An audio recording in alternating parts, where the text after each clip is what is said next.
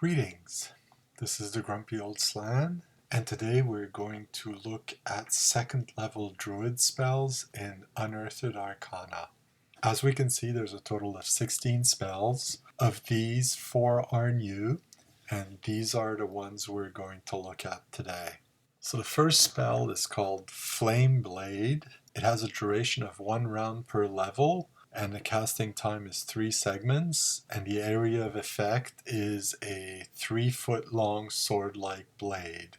When a druid casts a spell, he or she causes a blazing ray of red-hot fire to spring forth from his or her hand. This blade-like ray is actually wielded as if it were a scimitar, and if the druid scores a successful hit while employing the flame blade, the creature struck will take 5 to 8 points of damage, with a damage bonus of +2 if the creature is of the undead class or is especially vulnerable to fire, or a -2 penalty to damage if the creature is protected from fire. No damage can be inflicted upon a creature which is a fire dweller or which uses fire as an attack form. The flame blade will ignite combustible materials such as parchment, straw, dry sticks, cloth, etc. However, it is not a magical weapon in the normal sense of the term, except with respect to undead monsters, so creatures that can be struck only by magical weapons are not harmed by this spell, unless they are of the undead class. In addition to mistletoe, the druid must have a leaf of sumac in order to cast this spell. So first I'd like to mention that I feel the area of effect is odd. I would say it is the caster. The 3-foot long sword-like blade is actually the effect of the spell, not the area it affects.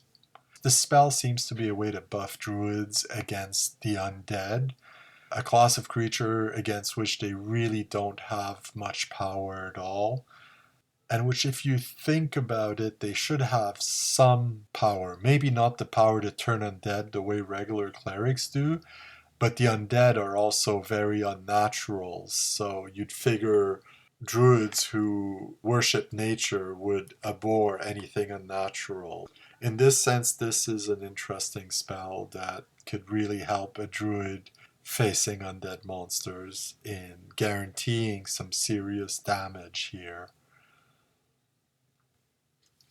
The next spell is Goodberry. It has a duration of 1 day plus 1 per level, so I'll assume it's 1 day plus 1 day per level. The casting time is 1 round, and the area of effect is 2 to 8 fresh berries.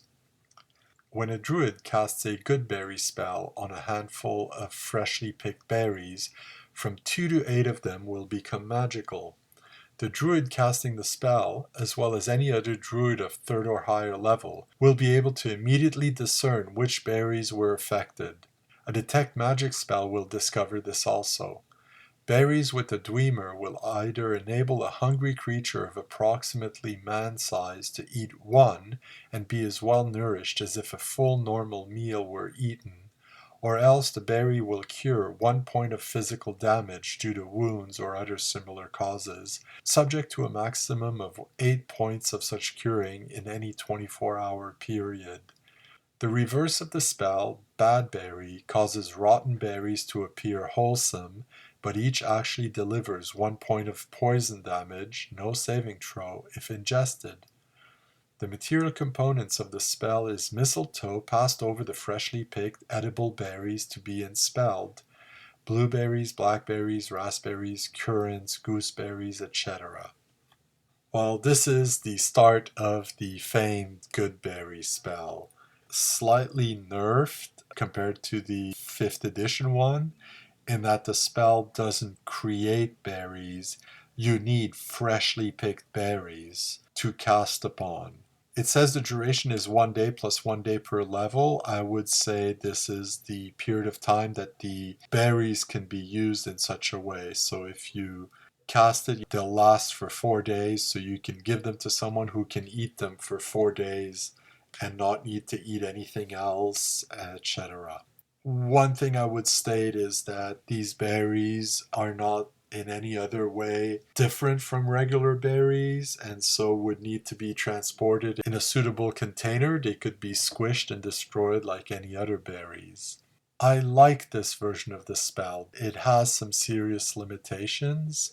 I would maybe allow if I'm someplace like the Underdark or a place where berries really don't grow to have some similar plant, fruit, or plant product be usable in such a way. You could maybe rule that there are some mushrooms that have little growths you can pick and use on this, or maybe they're just tiny little mushrooms you can pick, but it could also be other things in a different environment that doesn't have berries. The local druids might be able to cast a spell on something else. But if that's the case, then druids who can cast on these other fruits or vegetables or whatever cannot cast on regular berries. You could rule that you can only cast on something that you're familiar with any particular environment. It's going to be up to each DM to decide on how this could be done.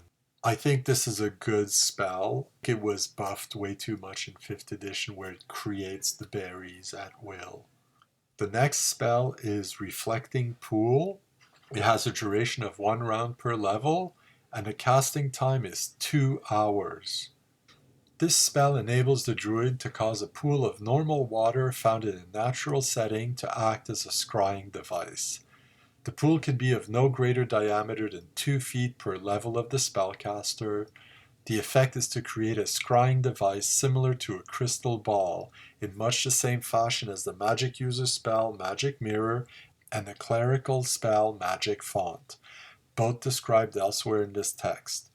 The scrying can extend only to those planes of existence which are coexistent with or border upon the prime material plane, i.e. the inner planes, including the para-elemental planes, plane of shadow, et al. Penalties for attempting to scry beyond the druid's own plane, as given in the description for Crystal Ball, see the Dungeon Master's Guide, are applicable. The following spell can be cast through a reflecting pool with a 5% per level chance of operating correctly. Detect magic, detect snares and pits, detect poison. Infravision and ultravision will operate normally through the reflecting pool, as will the spells Starshine and Moonbeam. See hereafter. The druid must use both mistletoe and the oil extracted from such nuts as the hickory and the walnut, refined and dropped in 3 measures upon the surface of the pool. A measure need be no more than a single ounce of oil. It's a good spell. I don't really have a problem with it.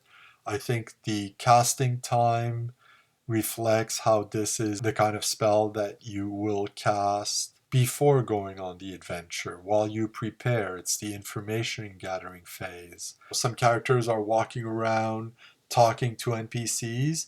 The druid could do that, but he can also do this. And the 2 hours really reinforces the whole ritual aspect. What a pool is will have to be decided by the GM. Some people will want it to be a pool of stagnant water that doesn't have any stream flowing in or out of it. Others will be fine with that. In any case, I think the water should be relatively calm if there is water flowing in and out. The other thing is that the pool of normal water found in a natural setting is, can the druid make a pool? And does that become unnatural at that point since it's a man-made pool? All these things are to be decided by the DM. One of the interesting things is that Reflecting Pool is a 2nd level spell, but the equivalent cleric spell is a 5th level spell.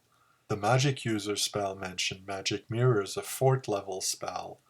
So they're really giving this power quite early to the druid. Why they have chosen to do this, I'm not sure. If anybody has ideas, let me know in the comments. The next spell is Slow Poison. It will have a duration of 1 hour per level. The casting time is 1 segment.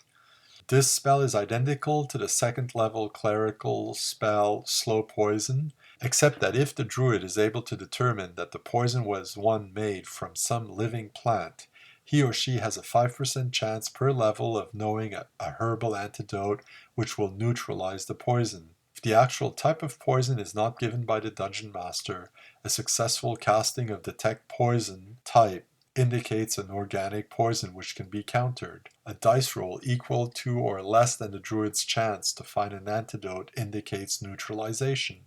The druid uses mistletoe as a material component for this spell, and crushed garlic must be rubbed on the recipient's feet. Antidotes must be obtained from green vegetables outdoors or from an herbalist or similar source of supply. So yeah, another example of how the druid can be buffed in comparison to regular clerics. But then again, considering how weak a druid is against undead, I think that's fair enough. I would argue that any natural poison, it could be an animal poison, like the venom of a snake or something, would also count as a poison that the druid may find an antidote for. What I feel the druid cannot find an antidote for are manufactured poisons, the ones that alchemists create, or some magical form of poisoning.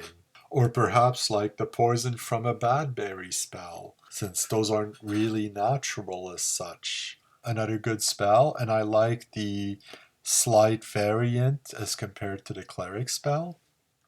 So let's just quickly go over those spells. Flame Blade, Goodberry, Reflecting Pool, and Slow Poison. I think these are all good spells, useful.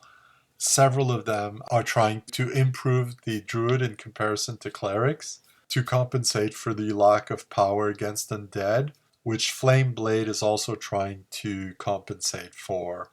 Yeah, a good selection. I like these a lot more than some of the cleric spells we've had. This has been the Grumpy Old Slan looking at second level druid spells in Unearthed Arcana, and I'll see you next time.